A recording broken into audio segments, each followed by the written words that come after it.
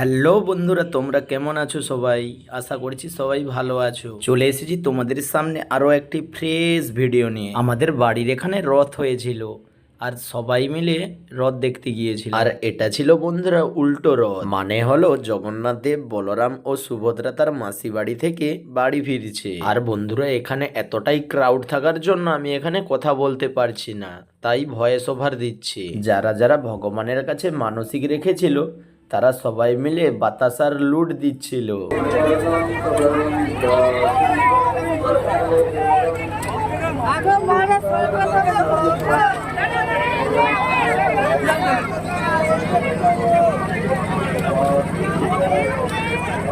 এতটাই বন্ধুরা ভিড় থাকার কারণে আমি সামনে যেতেই পারছিলাম না।